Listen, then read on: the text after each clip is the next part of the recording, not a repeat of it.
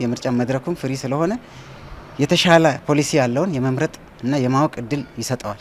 ክርክሩ መካሄድ ያለበት እንደሰለጠነው ዓለም አካሄድ ብንል እዚህ ጋር መንግስት እየሰራ ድክመት ያሳየባቸው ጉዳዮች ካሉ በዚህ ጉዳይ ድክመት አለ፣ ይሄን በዚህ እናስቀጥላለን እያሉ የወደፊቱ ጥሩ የተሰራውን እያበረታቱ ግን ደካማ ጎን የሆነውን ብቻ ነቅሰው እያወጡ በቀጣይ ሊያራምዳት የሚችለውን አካሄድ ነው መጠቆም ያለባቸውና እነሱ ያን ካቀረቡ ህዝቡም ይመርጣቸዋል።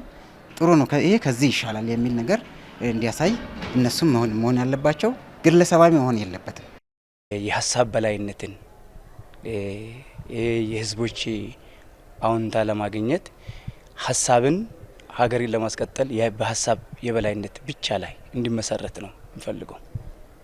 መልእክትም የማስተላልፈው እቺ ሀገር የሁላችንም ናት።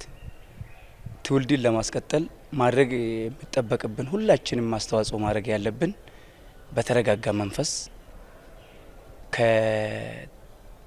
ከጥላቻና ከተለያየ ንግግሮች ወይም ደግሞ ከማስፈልጉ ቃላቶች ይልቅ ሀገርን የሚጠቅም ህዝብን የሚጠቅምና ሀገርን የሚያስቀጥል ሀሳብ ላይ የተመሰረተ ቢሆን የመቻቻል መንፈስ እንዲኖራቸው ነው መልእክት ማስተላልፈው። ተፎካካሪ ፓርቲዎችም አካሄዳቸው ሁላ ኢትዮጵያን የሚገነባ ነገር መሆን አለበት።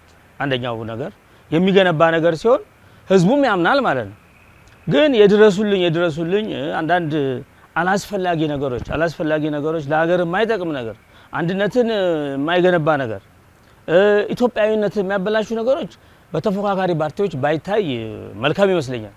ለምን ኢትዮጵያ በአንድነቷ ነው ካሁን በፊት ያሉት ነገሮች ሁሉ ድል ያደረገችው። ሽረፍራፊ በሆኑ ነገሮች ላይ ሳያተኩሩ አጠቃላይ ጄነራል የሆነ ነገር፣ ለሀገር የሚጠቅም ነገር፣ ገንቢ የሆነ ነገር ይዘው ቢጓዙ መልካም ይመስለኛል። በየጊዜ በየሳምንቱ የምርጫ ቅስቀሳ በዚህ አይነት አድርጎ ከወሰደ እኛም ብዙ ትምህርት እንቀበላል።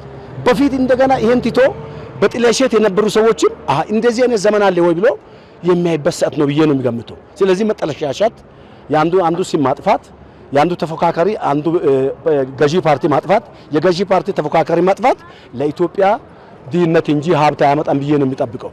ስለዚህ ሁለቱም በኩል በፍቅር እየተጓዙ በዚህ አይነት ጉዞ ቢቀጥል ኢትዮጵያ ትልቅ ቦታ ትደርሳለች ብዬ እጠብቃለሁ።